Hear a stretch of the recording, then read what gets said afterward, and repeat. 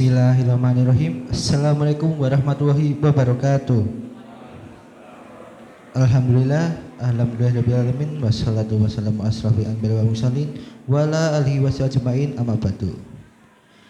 Pertama-tama marilah kita panjatkan puja dan puji syukur kita kehadirat Allah Subhanahu wa taala yang telah banyak melimpahkan nikmat dan hidayahnya kepada kita semua, sehingga kita semua bisa berkumpul pada kajian pada maghrib hari ini dengan keadaan sehat tanpa ada kurang apapun. Tak lupa sholawat serta salam kita haturkan kepada Nabi Agung kita Nabi Muhammad SAW. Semoga kita semua yang berkumpul di sini akan mendapatkan syafaatnya di yaumul akhir nanti. Allahumma amin.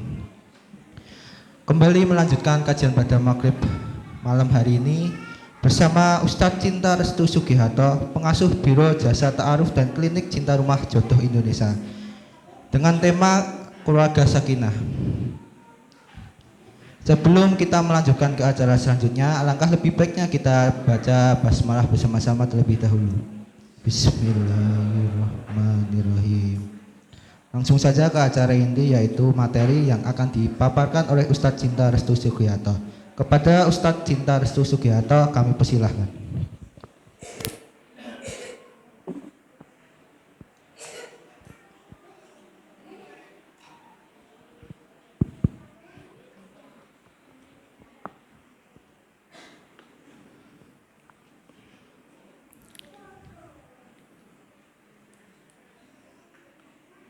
Sebelum dimulai, yang di sana agak maju sedikit, Mas.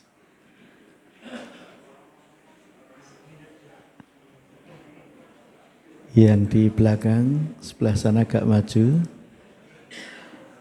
Kita sama-sama tidak bersandar, meskipun saya tahu temboknya ada lemnya itu ya. Ibu-ibu ada yang masih di luar? Ada yang masih di luar? Enggak melebat.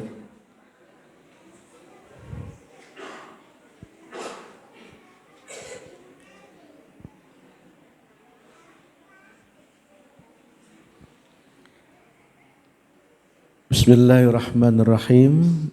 Assalamualaikum warahmatullahi wabarakatuh. Alhamdulillah wa syukurillah, la hawla wa la quwata illa billah. Assalatu wassalamu ala rasulillah Muhammad wa ala alihi wa sahbihi wa mawalah, amma ba'd. Ikhwan fiddin wa akhwat fillah rahimakumullah. Wa bil khusus para kiai, para alim ulama, para pilih sesepuh telah disepuh, para haji dan hajah sekalian, Ketua Takmir Masjid At-Taqwa, juga dengan segenap pengurus, juga yang kita banggakan ibu-ibu, bapak-bapak, para generasi muda, juga adik-adik sekalian yang luar biasa. Marilah pada petang kali ini jangan pernah lupa untuk selalu bersyukur kepada Allah Subhanahu wa taala, karena di antara sekian yang sangat sulit dilakukan manusia adalah bersyukur. Dan orang-orang kafir itu cirinya adalah tidak pernah bersyukur. Maka di surat Yunus ayat 22, kalau kita baca ayat itu, orang-orang kafir ketika kepepet, dia baru janji akan bersyukur kalau ditolong oleh Allah Subhanahu wa ta'ala. Dikisahkan orang-orang kafir sudah kepepet di tengah lautan, kena badai dari sana sini, langit gelap gulita, kapal hampir terguling, baru mereka bilang, la in anjaitana min hadhihi lanakunanna minasyakirin ya Rabb. Andaikan engkau tolong kapal kami ini sehingga tidak tenggelam, sehingga kami selamat, maka kami akan termasuk orang-orang yang bersyukur. Jadi bedanya orang beriman dan orang kafir, mereka maunya dilancarkan dulu urusannya, impiannya, baru bersyukur. Kalau kita berlatih lancar atau belum lancar tetap bersyukur. Siap? Saya yakin di sini pasti ada yang urusannya sudah lancar, namun ada mungkin satu dua yang belum lancar. Tetapi sebagai orang yang beriman, lancar atau belum lancar urusannya tetap bersyukur kepada Allah. Maka mari kita ucapkan kalimat syukur yang pertama dengan hamdalah bersama-sama. Alhamdulillahirabbil alamin. Yang kedua dengan kalimat syukur yang ada di surat Al-Kahfi ayat 39, Masya Allah la quwata illa billah. Sarang-sarang, Masya Allah la quwata illa billah. Solo luar biasa. Kemarin kami dari Jogja berangkat, biasanya 1,5 jam sampai, ini karena musim liburan sampai 3,5 jam, hampir 4 jam. Sampai di Solo ternyata semua penginapan penuh.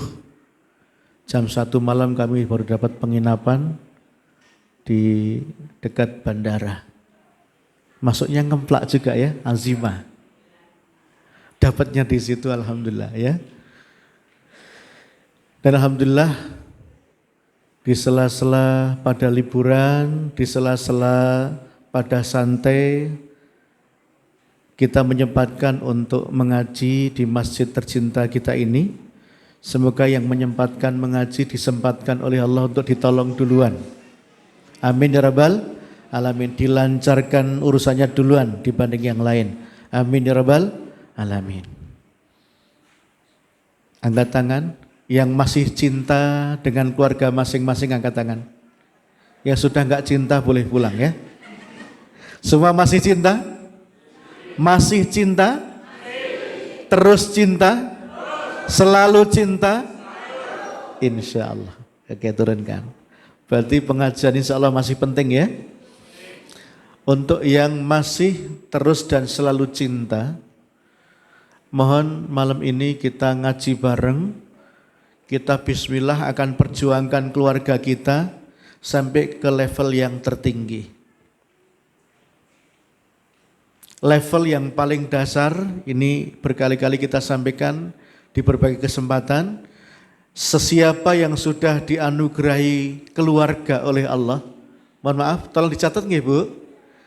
Keluarga niku anugerah saking Gusti Allah. Sebab akeh wong pengen berkeluarga ning ora iso. Banyak orang cari jodoh enggak dapat, betul? Dari musim rambutan sampai musim durian belum dapat. Tapi kita dikasih jodoh, bahkan dikasih anak, bahkan dikasih cucu. Maka ketika kita berkeluarga atau bisa berkeluarga, itu anugerah yang luar biasa. Maka yang sudah dikasih anugerah berupa keluarga, meskipun mungkin ada 1-2, tapi semoga di sini enggak ada ya. Saya kemarin dapat curhatan beberapa keluarga muda belum juga dapat anak. Bahkan ada yang sudah sampai 12 tahun belum punya anak. Maka sesiapa yang minimal sudah dititipi pasangan, apalagi dititipi anak, apalagi dititipi cucu, yuk kita perjuangkan di perjuangan yang paling mendasar dulu. Apa itu? Pastikan sekeluarga berserah diri kepada Allah Subhanahu wa taala. Engkang kaping sepisan apa Bu? Pastikan sekeluarga memasrahkan diri kepada Allah. Alias usahakan sekeluarga sudah memeluk agama Islam. Mengapa demikian? Karena keluarga ini kalau sevisi dan semisi, podo wong islame, podo akidahe, podo ngibadahe, podo keyakinannya, maka insya Allah untuk menuju surga itu dimudahkan oleh Allah. Ini saya baru pulang dari safari dakwah di Bali 7 hari dengan Syekh Husain Jabir. Di sana saya dapat banyak cerita, ada satu keluarga itu beda keyakinan. Akhirnya apa? Dalam hal-hal tertentu bisa mesra, tapi dalam hal-hal yang lain kadang bergesekan. Berselisih, tapi kalau dengan saudara sendiri itu kadang menyakitkan. Gimana? Gimana? Karo adine dhewe, karo masne dhewe karena beda keyakinan, kadang terpaksa harus agak tegas, agak keras. Lah ini kalau bisa usahakan di kita jangan sampai. Usahakan keluarga sudah Islam semua nggih. Tetapi saya perlu berpesan, bismillah, enggak boleh kita memaksa dalam beragama. Leres? La ikraha fiddin, tidak ada paksaan dalam agama. Lakum dinukum waliyadin, bagimu agamamu, bagiku agamaku. Tetapi kita diperbolehkan, bahkan dianjurkan untuk mengajak, tapi tanpa paksaan. Andai pun ada di antara keluarga kita yang belum beriman, kita ajak untuk beriman kepada Allah. Seperti Rasulullah Muhammad SAW sampai nangis-nangis mengajak siapa? Paman beliau? Abu Thalib, sampai hampir wafat masih diajak untuk beriman pada Allah. Ternyata Abu Thalib sampai akhir hayat menghembuskan nafas terakhir dalam kondisi belum beriman kepada Allah, sampai Nabi sedih luar biasa, nangis luar biasa, sampai akhirnya Allah menghibur dengan sebuah ayat, innaka la tahdi man ahbabta walakinnallah yahdi man yasha. Wahai Muhammad, bahkan pun engkau tidak bisa ngasih petunjuk kepada orang yang engkau cintai. Karena yang bagian ngasih petunjuk siapa? Siapa yang bagian ngasih petunjuk?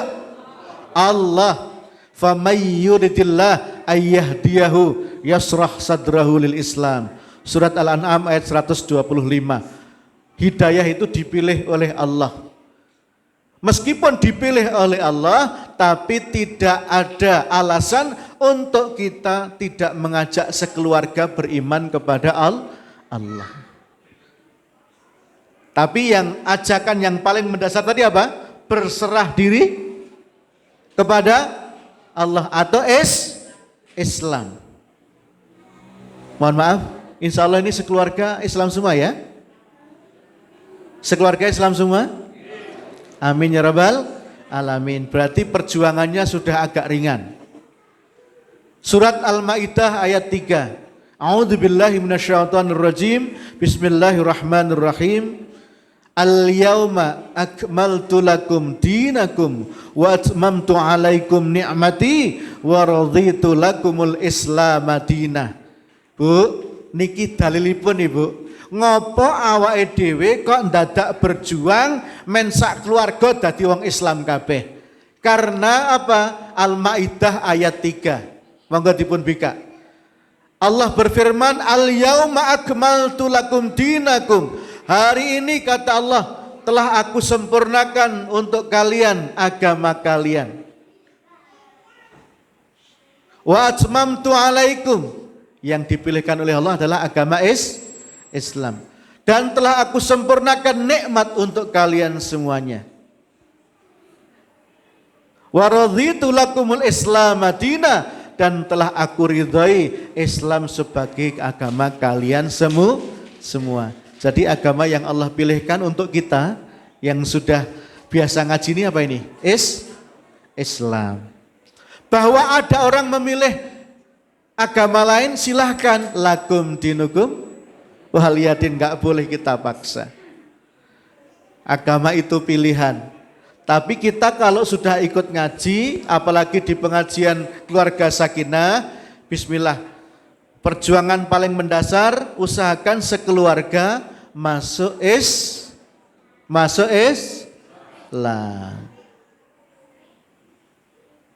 Alhamdulillah. Iklan dulu ya. Alhamdulillah. Terima kasih Mas. Yang lain belum dapat Mas? Masya Allah.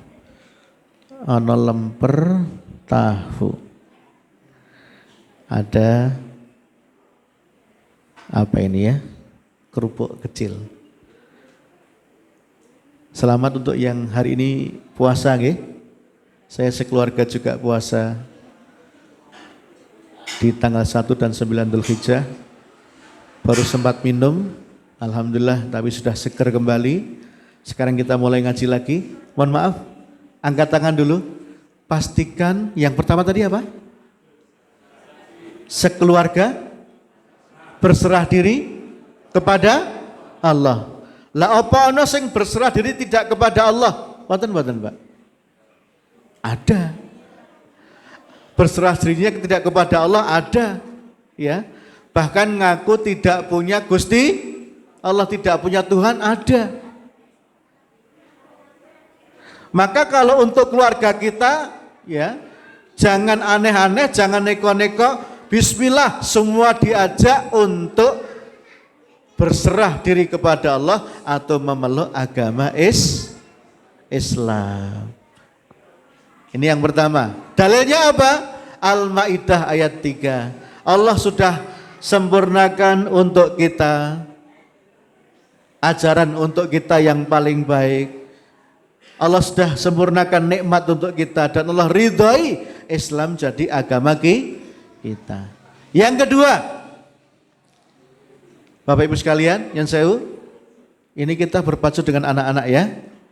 Yuk konsentrasi ke depan. Setelah dipastikan semua berserah diri kepada Allah, naik. Sekarang kita naikkan. Kalau bisa jangan Islam saja, karena ada istilah nama Pak, Islam KTP ya, betul? Wonten. Enten mboten dalam KTP Islam ning ra salat wonten mboten? Dalam KTP Islam ning zina ada enggak? Dalam KTP Islam ning selingkuh wonten mboten? Dalam KTP Islam tapi Ramadan enggak puasa ada tidak? Ada. Maka tugas kita setelah semua memeluk Islam, berserah diri kepada Allah, sekeluarga dinaikkan lagi menjadi orang yang beriman.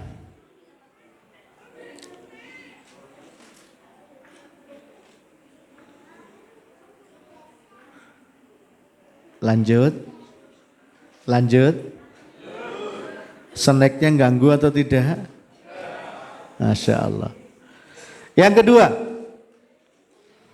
perjuangan setelah bismillah, semoga sekeluarga berserah diri kepada Allah, menjadi muslim dan muslimah. Yang kedua, perjuangkan kalau bisa sekeluarga beriman kepada Allah. Iman dan Islam itu berbeda. Islam berserah diri kepada Allah, tetapi bukti dari Islam itu sendiri kalau sungguh-sungguh itu berarti kita harus beriman kepada Allah. Maka di surat Al-Hujurat ayat 14 Allah berfirman, wa qalatil a'rabu amanna qul lam tu'minu walakin qulu aslamna walamma yadkhulul iman fi qulubikum. Ketika ada orang yang menyatakan beriman, kamu belum beriman, tapi baru Islam. Sebelum iman masuk ke dalam hati sanubari. Jadi dikatakan beriman itu ketika imannya masuk dalam sanubari, yakin, madep, mantep, melu. Soalnya wonten sing madep, mantep, melu mara tuwa. Mara tuwa mati melu marisi jare. Madep, mantep, melu Gusti Allah. Jadi belum dikatakan beriman, hanya dikatakan baru berislam ketika iman belum masuk ke dalam sanubari kita semuanya. Itulah mengapa dalam surat Al-Anfal ayat 2 Allah berfirman, innamal mu'minuna alladzina idza dzukirallahu wajilat qulubuhum wa idza tuliyat alaihim ayatuhu zadatum imana wa ala rabbihim yatawakkalun. Orang beriman yang sungguh-sungguh beriman adalah yang ketika diingatkan nama Allah bergetar hatinya. Mohon maaf Pak. Kalau lagi ada azan hati kita bergetar tidak? Bu, jenengan midhangetaken adzan kalian dipun kabari mau dapat 1 miliar, lebih bergetar mana, Bu?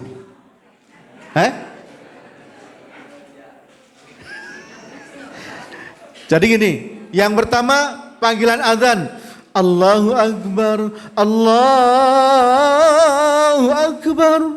Yang kedua panggilannya begini, ibu-ibu jam 12 siang datang ke masjid, nanti akan dibagi 1 miliar untuk masing-masing orang. Lebih sregep yang mana? Lebih sregep yang mana? Jujur. Yang kedua, ya kan? Padahal panggilan azan kalau dipenuhi, jangankan 1 miliar, itu pahalanya tak terhingga ketika mau ke masjid, mau sholat jamaah. Berdoa sebelum masuk masjid, berdoa setelah keluar masjid, ketika keluar masjid, mengikuti adab-adab ketika masuk dan keluar masjid, berdoa setelah sebelumnya sholat yang khusyuk, pahalanya tak terhingga. Neng luwih menarik pun di Bapak. Ditumi duit langsung apa? Diadani, Pak. Nek diadani wis mati ya berarti. Orang yang beriman itu cirinya apa?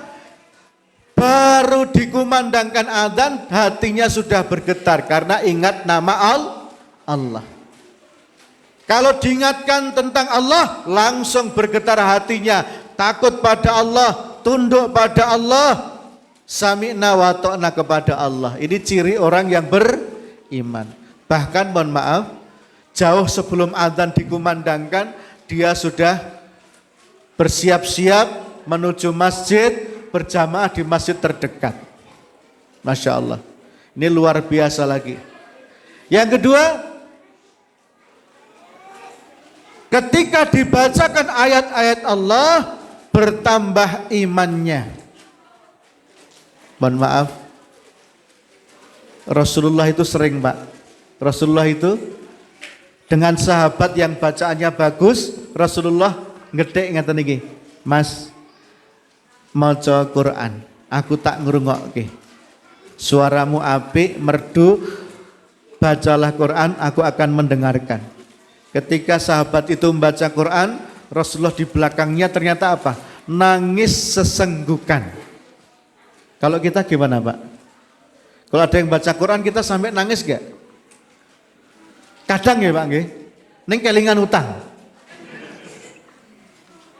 Ora mergo isine sing diwaca ning mergo kelingan sing ora-ora. Maka ini harus naik level. Jangan hanya cukup berserah diri, pasrah bengkoan, tapi juga harus mulai menumbuhkan cinta kepada Allah. Iman itu cinta. Karena tanda orang beriman mirip dengan tanda orang jatuh cinta. Disebut namanya bergetar hatinya. Maaf, di sini ada yang belum nikah. Yang belum nikah siapa? Misalnya belum menikah, sudah punya calon, namanya misalnya namanya siapa misalnya? Selamat. Mana Pak Selamat, ada enggak? Misalnya anak putri punya calon namanya Mas Selamat. Anak putri ini pas jalan dari tempat kerja mau pulang karena enggak jauh rumahnya, tiba-tiba ada orang menyebut nama Selamat. Mat, Selamat. Kira-kira gimana anak putri kita ini? Oh jojo kayak calonku. Padahal jebule bareng diteriaki, "Mat, Selamat!" Sing melayu kucing. Karena ada kucing yang dinamai Selamat. Tapi nama yang disebut itu sempat menggetarkan hatinya. Itulah cinta. Mak Tratap, ya. Baru disebut nama Allah Mak Tratap, langsung ingat Allah. Ini luar biasa. Lagi ada masalah disebut nama Allah Mak Tratap, langsung ingat Allah, kemudian berdoa, wa ufawwidhu amri ilallah, aku pasrahkan urusanku kepada Allah. Innallaha basirun bil ibad, Allah sungguh tahu kondisi masing-masing hamba. Intinya langsung ingat kepada Allah.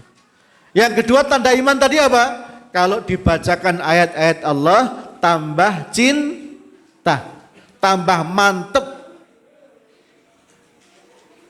Ini perlu kita koreksi untuk masing-masing kita termasuk saya.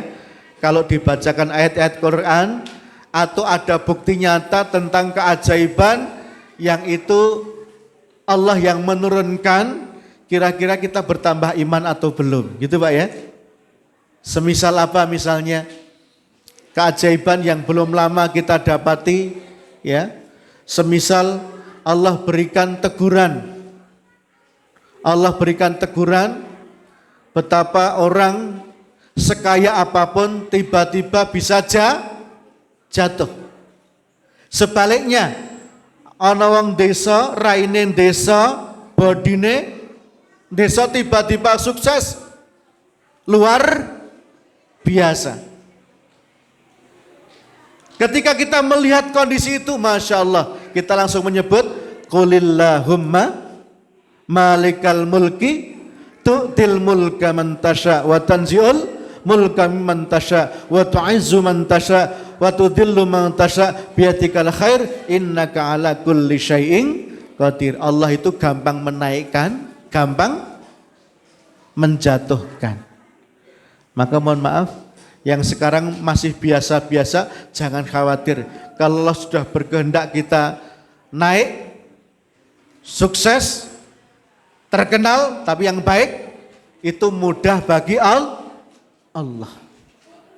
Sebaliknya Allah menjatuhkan orang yang sudah hebat, bisa tidak? Sakit buatan Pak? Sakit buatan? Dulu ada orang yang kaya raya, sampai kunci gudang emasnya diangkat algojo yang otot kawat balung wesi keringetnya es teh. Tapi gak kuat saking banyaknya kunci gudang emasnya. Tapi karena dia sombong padahal kaya raya, tiba-tiba Allah bikin kiamat cuma kecil. Seukuran rumah dia, komplek dia, dibikin kiamat kecil. Akhirnya dia, keluarganya, harta bendanya amblas ditelan bumi, padahal sekitarnya nggak kena. Bisa nggak Allah lakukan itu? Siapakah dia? Siapakah dia? Qarun. Surat Al-Qasas ayat 81. Fa khasafna bihi wa bidarihil ardh. Karena sombong, kaya raya tapi sombong, nggak mau infak, nggak mau sedekah, nggak mau zakat, akhirnya Allah bikin kiamat kecil, Allah telankan dia ke bumi sehingga sampai sekarang tidak ketahuan di mana jasadnya dan di mana hartanya. Yang kita tahu kalau di sawani kita nyangkul-nyangkul kok nemu ono cincin emas, kita bilang apa? Harta karun.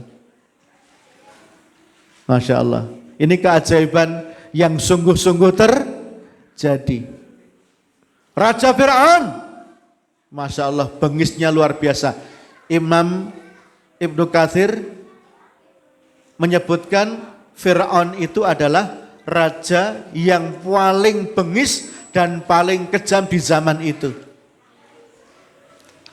Tetapi karena dia jahat, meskipun memegang kekuasaan, tak seorang pun berani terang-terangan menentang dia, ya. Kecuali Nabi Musa alaihissalam. Akhirnya apa? Raja Fir'aun yang gak pernah sakit selama hidup, yang kuat luar biasa, sehat luar biasa, kekuasaannya menguasai banyak kawasan, ternyata dia matinya apa Pak? Matinya apa? Tenggelam, ditenggelamkan oleh Allah di Laut Merah. Yang menarik apa? Yang orang banyak belum tahu, ternyata memang Allah sudah berfirman, al-yauma nunajjika bibadanika. Hai Fir'aun, hari ini aku abadikan badanmu untuk bukti nyata kepada umat-umat setelahmu bahwa orang yang melampaui batas akan sengsara sepertimu. Ternyata umat Islam yang baca Quran, baca ayat itu menganggap oh biasa, ini sejarah. Tetapi ada seorang profesor non muslim namanya Maurice Booker, dia membaca ini, loh Kok Tuhannya umat Islam mengabadikan badannya Fir'aun? Akhirnya apa? Diteliti di mana Fir'aun dulu tenggelam. Kira-kira kalau habis tenggelam, kalau emang badannya diutuhkan, kira-kira terdamparnya di mana? Ternyata profesor ini kemudian menyelam, mencari lembah-lembah. Akhirnya dia menemukan di lembah namanya Tabak, Wadi Tabak, dia menemukan muminya Fir'aun itu. Dia masih belum percaya, orang tenggelam kan biasanya, napa Bu? Wong sing kelam ini biasanya apa Bu? Kelebonan banyu, ngaten ta? Napa suket, napa cedol, cedol ora ada yang laut ya? Ora. Apa sandal apa ngaten nggih. Ternyata apa? Dia menyelam di Laut Merah, dia menemukan ada hewan tertentu yang itu enggak ada di tempat lain. Dan dia berpikir jangan-jangan Fir'aun pas tenggelam sempat menelan hewan itu. Dia izin pemerintah Mesir membedah perutnya Fir'aun, ternyata apa? Ada di situ hewan yang sama ditemukan di Laut Merah dan tidak ada di laut yang lain. Sehingga akhirnya profesor ini masuk Islam. Berganti nama menjadi Abdus Salam. Masya Allah. Ini keajaiban yang sungguhan. Ini mukjizat dari Allah. Maka ketika kita tahu gimana sebagai orang beriman? Subhanallah. Masya Allah. Tabarakallah. Takjub dan semakin cinta kepada Allah. Masya Allah. Satu, sekeluarga dipastikan apa tadi? Berserah diri kepada Allah. Terus dinaikkan lagi, beriman kepada Allah, karena tingkatannya setelah Islam adalah iman. Maka di surat Al-Hujurat ayat 14 tadi tidak dikatakan sudah beriman kalau imannya belum masuk dalam hatinya. Sekeluarga tolong dipastikan. Nabi juga menandaskan bahwa orang beriman lewat lisan para sahabat beliau, orang beriman tandanya ada 3. Sabar, syukur, ikhlas. Jadi suatu saat Nabi bertanya, kaifa asbahtum? Bagaimana kabar kalian pagi ini? Semua sahabat menjawab, asbahna mu'minina billah. Kami pagi ini ya Rasulullah beriman kepada Allah. Ma'alamatu imanikum. Kalian berani ngaku orang beriman. Apa tanda orang beriman itu? Kata Nabi menguji para sahabat. Sahabat menjawab, nashkuru ala raha. Kami bersyukur atas keleluasaan yang Allah berikan untuk kami semua, untuk kita semua. Yang kedua, nasbiru alal bala. Kami bersabar atas musibah atau ujian yang Allah berikan. Yang ketiga, nardha bil qada. Kami selalu ridha, ikhlas dengan ketetapan dari Allah Subhanahu wa taala. Ciri orang yang beriman setidaknya ada 3. Apa tadi? Sabar, syukur, ikhlas. Bareng-bareng. Lagi.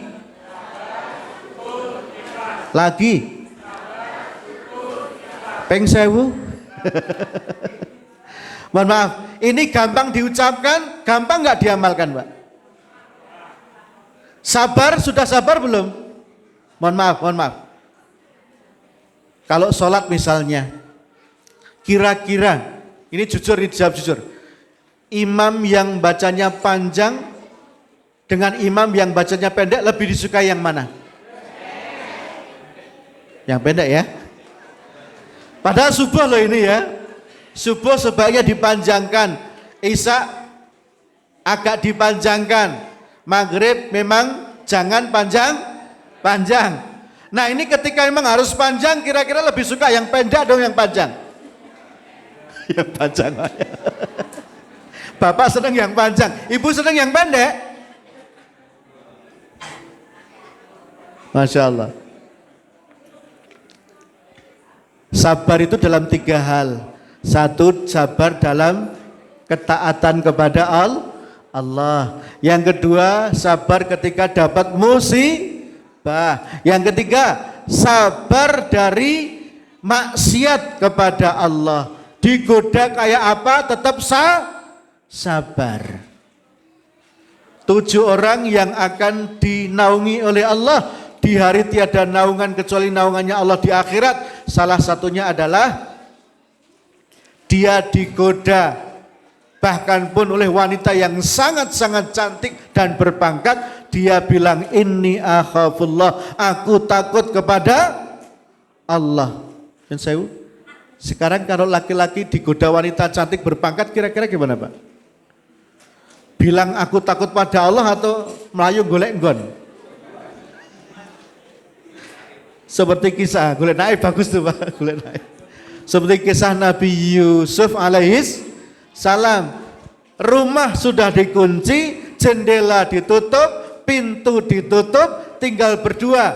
Nabi Yusuf dengan siapa? Dengan siapa? Zulaikha. Zulaikha merayu-rayu. Nabi Yusuf mau enggak? Hampir saja mau, tapi beliau laula an ra'a burhana rabbi. Andaikan Nabi Yusuf tidak sadar bahwa Allah Maha mengetahui, Allah Maha melihat, pasti dia juga ikut maksiat. Tapi beliau ingat Allah, sadar diawasi oleh Allah, akhirnya lari ke pintu, maka bajunya yang sobek sebelah mana Pak? Belakang. Anak saiki kira-kira jeonor sing mlayu ngoten niku. Tesih wonten mboten Pak? Aja malah diuculi kabeh nggih. Semoga kita termasuk seperti Nabi Yusuf alaihis salam. Digoda kayak apa aja sabar, dalam arti enggak mau maksiat. Aku takut kepada Allah. Terus golek apa Mas? Golek naib ya. Nes di bojo masa golek naib meneh. Enggak apa-apa. Jatahnya berapa Mas? Oh sekawan gitu, Masya Allah. Sabar. Yang kedua, syukur. Bu.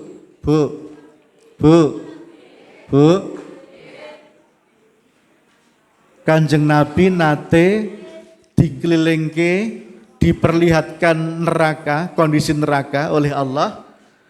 Nabi kaget karena di neraka penghuninya kebanyakan wanita. Akhirnya ketika Rasulullah bertanya, dijawablah, mengapa wanita lebih banyak di neraka dibanding laki-laki? Ternyata apa? Sebabipun wonten kalih. Yang pertama, kurang mensyukuri yang telah diberikan oleh suami. Ini yang pertama.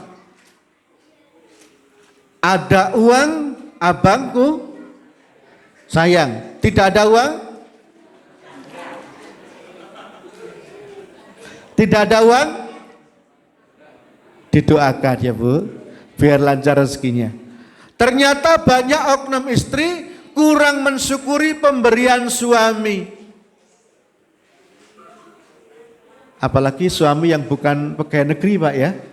Kadang banyak, kadang sangat banyak, kadang juga menurun. Nah ini ujian untuk para istri. Berapapun diberikan asal memberinya dengan ikhlas dan sudah bekerja sungguh-sungguh sebelumnya, maka harus diterima dengan baik. Yang kedua, yang membuat para oknum istri masuk neraka sampai memenuhi neraka lebih banyak daripada laki-laki karena apa? Yang kedua, suka melupakan kebaikan suami. Jadi kalau pas tidak marah ingat semua kebaikan suami. Tapi kalau pas lagi marah seakan-akan suami ora ono apike, Pak. Tamriki wonten mboten sing ngoten niku, Pak? Akeh, Bu. Insya Allah enggak ada, ya. Jadi kalau pas marah seakan-akan laki-laki ini enggak ada baiknya. Padahal sudah nikah 30 tahun, 40 tahun ya. Tapi kalau pas dikasih duit, walah mujinya luar biasa. Jadi cintanya musiman. Musim dikasih duit, seneng.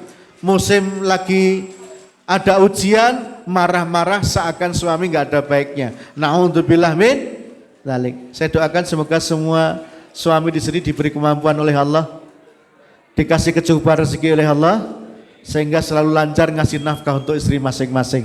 Amin ya rabbal alamin. Ini baru yang kedua. Yang pertama tadi apa? Berjuang agar sekeluarga apa? berserah diri pada Allah, memeluk agama Islam dengan sukarela. Yang kedua, kita naikkan semoga sekeluarga menjadi beriman semua kepada Allah. Ciri iman tadi apa? Banyak sekali diantaranya di Al-Anfal ayat 2. Ketika disebut nama Allah, bergetar hatinya, dibacakan ayat-ayat Allah, tambah cinta pada Allah. Kemudian juga selalu sabar, syukur, ikhlas. Ini belum kita jabarkan lebih lanjut. Kita adzan dulu. Atau lanjut? Lanjut? Oke, lanjut ke level selanjutnya. Iya, tentang iman nanti kita jabarkan di kajian-kajian setelah ini. Karena iman ini sangat luas sekali. Yang penting pokok-pokoknya dulu. Sekarang yang keberapa? Setelah Islam, iman. Ya, yang ketiga kita ajak bareng. Sekeluarga usahakan. Naik level lagi. Setelah beriman, usahakan sekeluarga, entah suami, entah istri, entah anak, entah cucu, entah orang tua, semua diajak untuk masuk level 3. Apa itu? Diajak untuk seneng ngaji, seneng menuntut ilmu. Surat Al-Mujadilah ayat 11. Silakan dibuka. Yarfa'illahu alladhina amanu minkum walladzina utul ilma darajat. Allah meninggikan derajat orang yang beriman. Tadi level 2 tadi. Dan meninggikan lagi orang yang mau menuntut ilmu. Sudah beriman, nuntut ilmu lagi. Sudah beriman, mau menambah ilmu lagi. Sudah beriman, selalu menelaah Al-Quran lagi. Masya Allah, luar biasa. Jadi level ketiga apa? Rajin ngaji. Sebab ada 6 perkara, kalau orang andaikan tidak ada 6 perkara itu, orang-orang itu semuanya baik, soleh-solehah semuanya. Salah satu dari 6 itu adalah al-qanaatu bil jahli, merasa cukup dengan kebodohan yang ada, enggak mau menambah ilmu. Ayo mbok de ngaji, alah ngoja ngaji. Ngojan iku napa, Bu? Ngojan iku napa? Alah ngoja ngaji aku wis iso. Aku wis tahu. Aku wis ngerti. Akhirnya dia enggak mau menambah ilmu. Padahal sekelas para alim ulama, para tabiin, para sahabat semua terus menuntut ilmu. Sebab ukuran nuntut ilmu kapan? Ukuran nuntut ilmu adalah minal mahdi ilal lahdi. Dari semenjak kita lahir sampai kita masuk ke liang lahat. Enggak ada istilah lulus sebetulnya. Lulus itu cuma di sekolah-sekolah atau kuliah-kuliah, tetapi sejatinya belajar agama terus menerus. Ya, bapak yang sudah rajin pengajian tapi ibunya belum atau istrinya belum, istrinya mulai diajak. Bapak ibu yang sudah rajin ngaji, tolong anak-anak mulai diajak ngaji. Sebab pengajian kalau sifatnya umum biasanya yang menghadiri bapak ibu, anak mudanya entah kemana. Ini coba masih ada nggak ini anak muda ini? Kalau di sini anak muda semua Pak ya? Ya, di luar. Oke. Mohon, karena anak kita ini satu keluarga biasanya punya sekitar berapa? 3 sampai 4 anak ya. Kalau mereka hadir satu keluarga satu saja, sudah sebanyak yang hadir di sini. Masya Allah. Maka tolong, yang sudah rajin ngaji, orang tuanya, anaknya dipastikan rajin ngaji. Jangan sampai lolos. Karena apa? Sudah diperjuangkan saja kadang masih lolos. Di Al-Quran dicontohkan, ada seorang nabi yang menangis luar biasa karena anaknya nggak mau diajak naik kapal. Anakku, ini ada banjir bandang, ayo naik ke kapal. Tidak ayahku, aku mau naik gunung, aku pasti akan selamat. Ayahnya bilang lagi, wahai anakku, ini banjir bukan sembarang banjir, tapi ini azab Allah. Saat bilang azab Allah, tiba-tiba ada ombak besar menutup pandangan bapaknya. Tiba-tiba saat ombak menghilang, badai menghilang, Anaknya udah nggak kelihatan di atas gunung itu. Nangis ayahandanya. Sampai protes sama Allah, ya Allah, dia darah dagingku ya Allah. Dia anak kandungku ya Allah. Apa kata Allah? Ya, tapi dia musuhku dan musuhmu, kata Allah. Jadi anak itu meskipun anak kandung, tapi kalau orang tuanya beriman, anaknya enggak beriman, di dunia memang jadi anak dan orang tua, tapi di akhirat jadi musuh. Siapakah orang tua ini yang saya ceritakan tadi? Nabi Nuh alaihis salam. Siapakah anak yang tadi tiba-tiba hilang tadi? Kon'an atau Kan'an. Maka ada yang kemudian di YouTube lagi viral tuh ya. Konon HP itu yang menemukan adalah Nabi Nuh katanya. Jadi satunya di atas gunung, satunya di kapal kan nggak mungkin kedengaran. Kok bisa dialog? Itu pasti pakai HP katanya. Wah gitu. Terus ada yang katanya menemukan HP-nya Nabi Nuh katanya. Wallahu a'lam bishawab. Tapi atas izin Allah itu bisa dialog antar anak orang tua itu ya, kayak ada ikatan hati, kayak telepati itu ada sebetulnya. Tapi intinya apa? Jadi nggak ada gunanya punya anak, tapi nggak diajak ngaji. Nabi Nuh itu kurang apa sebetulnya? Setiap pagi sore itu anaknya diajari tasbih subhanallah wa bihamdi subhanallahil azim subhanallah wa bihamdi terus subhanallahil azim subhanallah wa bihamdi terus subhanallahil azim. Anak istrinya tiap pagi sore diajari tasbih oleh Nabi Nuh alaihissalam. Tetapi ternyata ada satu anak yang ternyata bisa membangkang. Yang saya ingin tandaskan adalah sudah diarahkan saja masih kadang lolos, apalagi tidak diarahkan. Maka level ketiga apa tadi? Al-Mujadilah ayat 11. Levelnya enggak hanya Islam, enggak ada iman, tapi mau terus menuntut ilmu. Karena apa? Orang yang muslim atau muslimah, kemudian dia beriman, kemudian mau menambah ilmu terus, maka derajatnya terus dinaikkan oleh Allah. Anak yang udah rajin ngaji, tapi orang tuanya belum, coba orang tuanya diajak ngaji. Ngaji nggak harus datang ke tempat ini, betul? Sekarang di YouTube bisa nggak ngaji, Pak? Nonton YouTube bisa, ya. Nonton TV bisa, ya. Tapi jangan sering-sering ya. Yang utama tetap bisa bertemu langsung seperti ini, agar kalau kurang paham, tidak paham atau salah paham, bisa bertanya langsung. Itulah kelebihan kalau majelis taklim langsung. Tapi kalau via online kadang kita nggak tahu ini benar apa enggak, kita makan mentah-mentah bisa berbahaya. Maka harus pakai panduan kalau sampai nonton lewat YouTube atau nonton lewat medsos yang lain, harus dipandu agar tidak tersesat.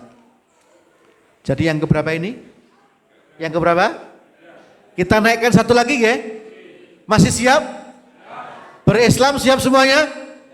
Beriman siap semuanya? Rajin ngaji siap semuanya? Yang keempat sekarang, klik. Sekeluarga tolong, ini level yang tinggi luar biasa. Tolong pastikan sekeluarga masing-masing, pastikan menjadi keluarganya Gusti Allah.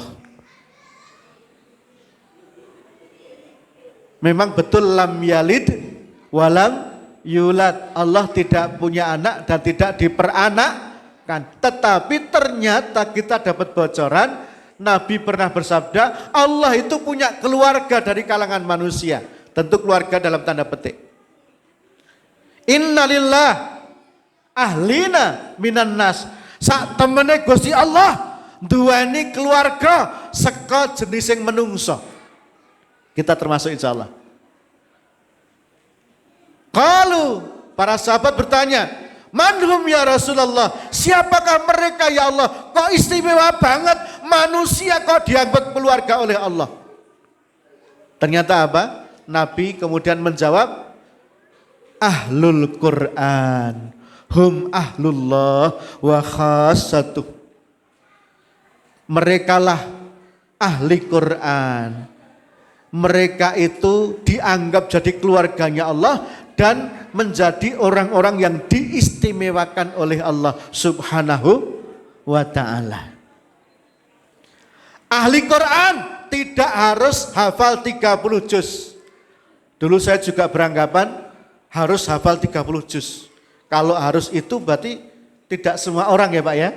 Ternyata ahlullah itu pengertiannya orang mesti kudu hafal 30 juz. Kalau bisa hafal alhamdulillah.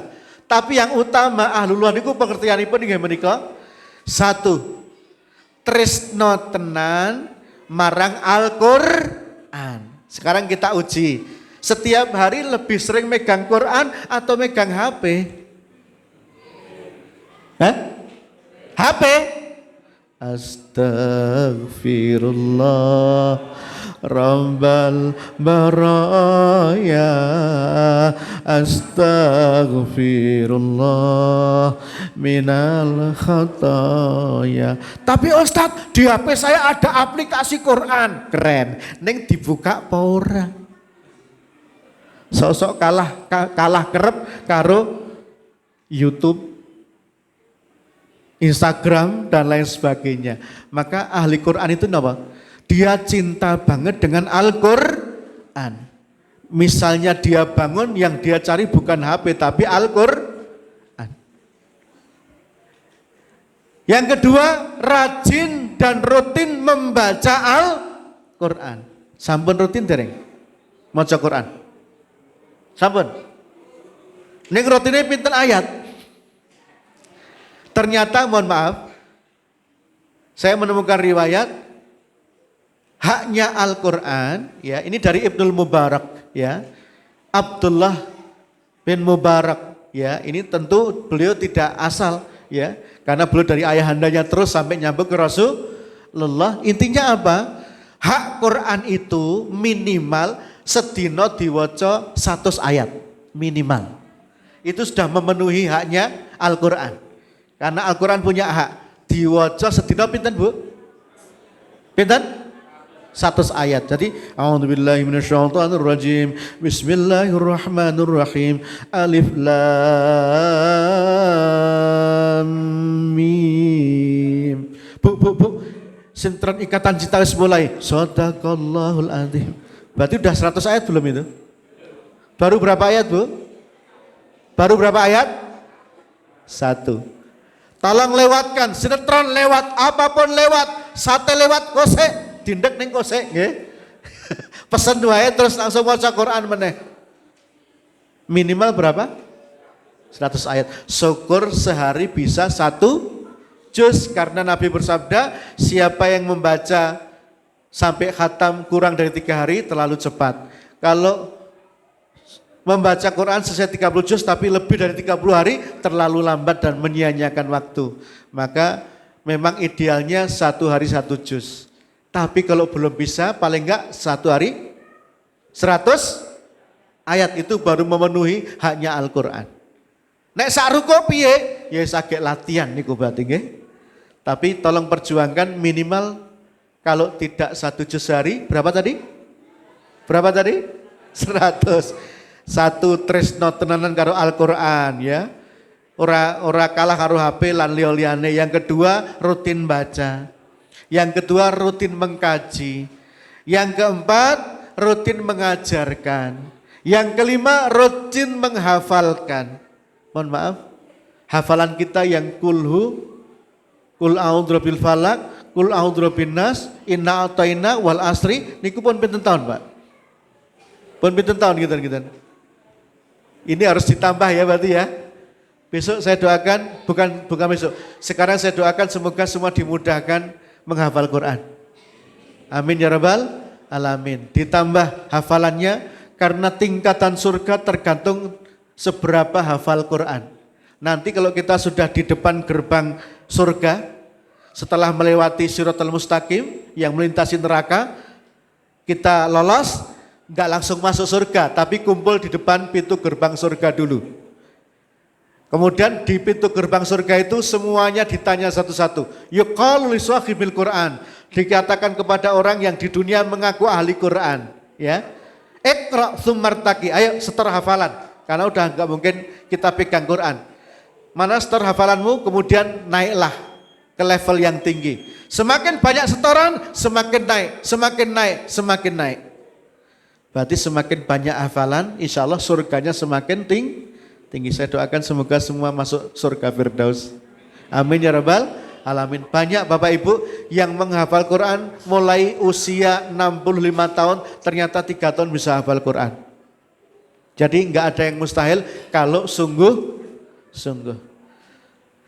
Bahwa nanti sampai akhir hayat enggak sampai 30 juz, hanya 29,5 juz, alhamdulillah. Atau cuma 5 juz, alhamdulillah. Atau bahkan 1 juz enggak masalah, alhamdulillah. Tapi ahli Quran itu cirinya apa? Selalu punya semangat untuk menghafal, mengkaji, merutinkan membaca, mengajarkan semampunya. Itu ciri ahli Quran. Semoga kita sekeluarga jadi ahli Quran. Level keberapa ini? Ini hadis riwayat Imam Ahmad, ya. Allah itu punya keluarga dari kalangan manusia. Siapakah mereka? Ahli Quran. Mereka adalah ahlinya Allah atau keluarganya Allah di dunia dan juga orang-orang yang diistimewakan oleh Allah Subhanahu wa taala. Semoga setelah ini semakin sering pegang Quran nggih Pak nggih. Saniki enten sing pegang Quran mboten Pak nggih Pak? Mana? Di HP. Oke. Itu yang bisa kita sampaikan. Kita ulang. Paling bawah apa tadi? Paling bawah apa tadi? Berserah diri pada Allah, Islam, Muslim, Muslimah. Di atasnya, ya sekeluarga di-upgrade, nggak cuma Islam, karena banyak Islam KTP ya Pak ya. Nah sekarang dinaikkan menjadi beriman. Beriman berarti Islam yang kafah. Kemudian yang ketiga, diajak untuk terus menambah ilmu karena dimungkinkan yang kemarin diyakini benar belum tentu benar, yang kemarin diyakini salah bisa jadi benar, maka harus ngaji agar kita tahu mana yang benar, mana yang salah. Kemudian yang keempat, sekeluarga dipastikan menjadi keluarganya Gusti Allah. Maksudnya menjadi ahli Quran, tresno tenanan dengan Al-Quran. Karena ini nanti lain waktu kita bahas lebih lanjut, nanti kalau kita dikubur Pak, ya sedekah kita, silaturahmi kita, segala macam itu di kanan kiri. Tetapi Al-Quran yang sering kita baca, sering kita cintai dengan sungguh-sungguh akan ngerungkepi dari atas kita. Dia enggak rela kalau kita disiksa di alam kubur, dia ngerungkepi begini. Bahkan pun yang tukang maksiat ketika dia sempat hafal surat Al-Mulk yang dia baca tiap malam itu. Tabarakalladzi biyadil mulku wa huwa ala kulli syai'in qadir. Itu pas mau diseksa, Al-Mulk protes, "Hai jangan kau seksa fulan ini karena aku," kata surat Al-Mulk, "ada di dalam dadanya. Ning dhek tukang maksiat ngentep. Ning aku ana ning jerone, aja disiksa." Akhirnya malaikat Mungkar Nakir lapor ke Allah, "Ya Allah, itu ada tukang maksiat tapi si Al-Mulk di dalam dadanya, dia enggak rela kalau fulan itu disiksa." Akhirnya apa? Oh gitu. Kemudian Allah ngasih SK, surat keputusan baru. Ya sudah, jangan siksa dia, bebaskan dia dari siksa kubur karena di dadanya ada Al-Qur'an. Man laisa fi jawfihi syai'un minal Qur'an kal baitil kharib. Sapa sing ning dadane blas ra ana Quran, apalan ra ana, kul wae kleru-kleru. Ya, sama sekali enggak ada hafalan Quran, enggak nyangkol sama sekali Quran di dadanya. Sesedikit apapun enggak ada, maka tubuh dia, badan dia, ya, dianya itu ibarat seperti rumah angker, rumah hantu, rumah reot, rumah yang mau ambruk karena tidak ada Quran di dalamnya. Jadi orang yang enggak ada sama sekali hafalan Quran di dadanya seperti rumah yang reot hampir ambruk. Ada yang bilang rumah yang angker karena banyak setannya. Pastilah kalau Quran enggak masuk, enggak dimasukkan, pasti yang masuk siapa? Setan yang masuk. Setan tuh nunggu. Kalau Qurannya ada, setannya pergi. Mohon maaf, Terakhir 1 menit. Setan tuh takut cuma dengan 3, Pak. 1, dengan bacaan Al-Quran. Apalagi kita nggak cuma baca rutin, tapi juga hafal, kita amalkan dan betul-betul luar kepala, betul kita hafal, menghayati, suka dipakai sholat, suka dipakai ceramah dan segala macam. Itu luar biasa. Setan nggak akan pernah mendekat. Yang kedua, setan takut dengan zikrullah. Orang yang sering zikir kepada Allah, ya, entah subhanallah, alhamdulillah, la ilaha illallah, Allahu akbar, la haula wala quwata illa billah, atau zikir-zikir yang lain, setan akan takut mendekat. Istilahnya apa, Pak? Setan radoyan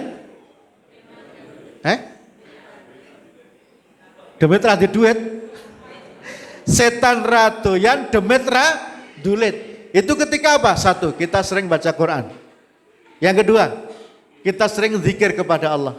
Yang ketiga, sering kita berada di masjid. Ini yang menerangkan langsung Umar bin Khattab, pakarnya setan. Jadi setan tuh kalau sama Umar takut, Pak. Jadi Umar kalau jalan, setannya di sana langsung Umar langsung menggok. Nah kita kan kebalik ya, malah godani gitu kan. Kalau Umar yang lewat, setan minggir semuanya. Kemudian Umar ngasih resep untuk kita semuanya. Al-husun lil mu'minina minasyaitan. Benteng untuk orang beriman dari setan itu ada 3. Yang pertama masjid. Yang kedua membaca Al-Quran, qiraatul Quran. Yang ketiga zikrullah. Tolong 3 ini diusahakan. Terutama yang terkait dengan tematik kita tadi, apa tadi? Al-Quran. Dicintai betul dengan sungguh-sungguh. Jangan lepas dari Al-Quran. Ngoten nggih, Bu? Qur'ane nggih, Bu? Saestu nggih? Aja maca-maca liyane sik, Quran yang didahulukan, yang diutamakan, yang dicintai semata karena Allah. Ya, itu sekilas yang bisa kita sampaikan sebelum kita salat berjamaah. Mungkin ada yang mau bertanya? Ada yang mau bertanya, silakan. Mbok menawi wonten? Sudah paham semuanya? Siap mengamalkan semua? Ya. Kalau sudah siap, kita akan berdoa kepada Allah, karena doa yang paling mustajab di antaranya adalah ketika selesai kita bermajlis seperti ini. Mohon dirapikan duduknya.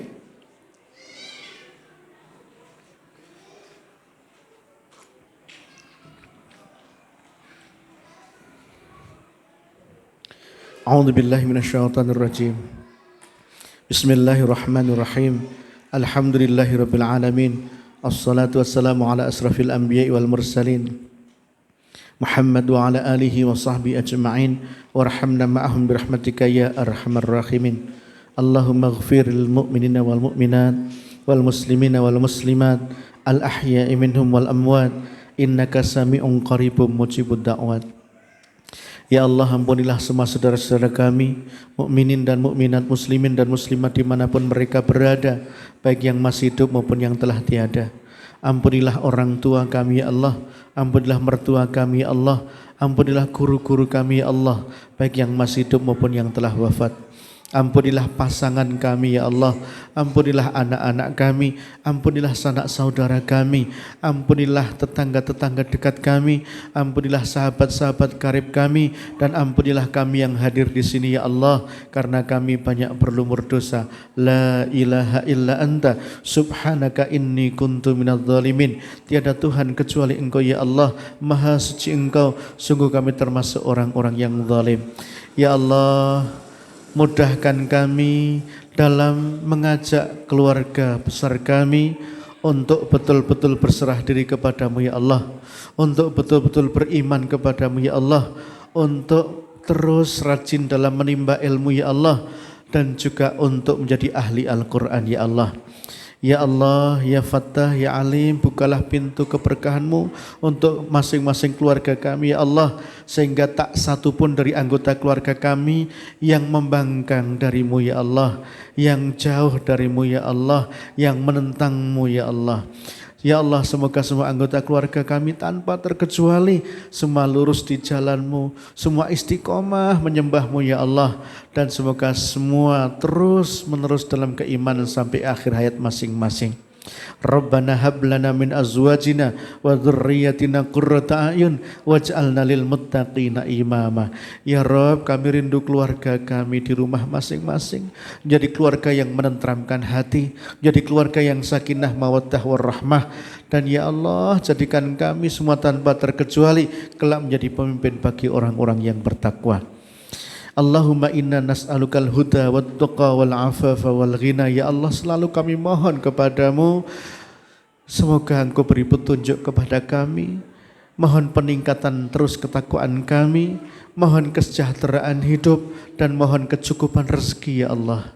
Allahumma inna nas'aluka ilman nafi'a wa rizqan thayyiba wa amalan mutaqabbala. Ya Allah, kami juga memohon ilmu yang bermanfaat ya Allah, rezeki yang halal dan thayyib, dan juga amal ibadah yang Engkau terima ya Allah. Rabbana atina fid dunya hasanah wa fil akhirati hasanah wa qina adzabannar. Allahumma salli ala Muhammad ya Rabbi salli alaihi wa sallim. Subhana rabbika rabbil izzati amma yasifun wa salamun alal mursalin walhamdulillahi rabbil alamin. Bisa cukup sekian, kurang dan lebihnya mohon maaf. Billahi taufiq wal hidayah. Wassalamualaikum warahmatullahi wabarakatuh.